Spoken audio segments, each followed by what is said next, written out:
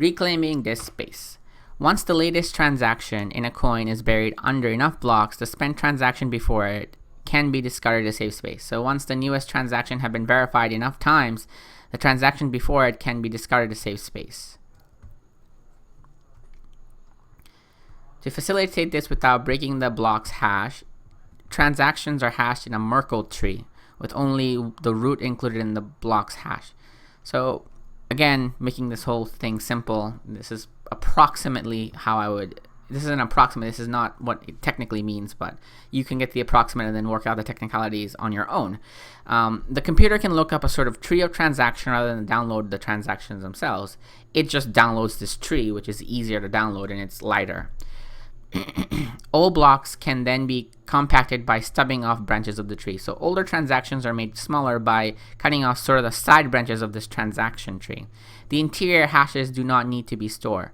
So the unique digital fingerprint of the interior of the tree do not need to be stored. So remember, hashes are unique digital fingerprints. Here is a diagram Satoshi gives us. So you have the block header, previous hash nonce, and you have hash 1, 0, whatever, because each transaction, remember, gets hash 2. So this is what it looks like, right? Transaction hash in the Merkle tree. And you prune it, meaning you cut off some of its sides. So you just keep the ones that you are looking at. So you want to look at transaction 3, you keep their hashes and you go all the way down. You don't keep these things. You just keep the transactions with the longest chain.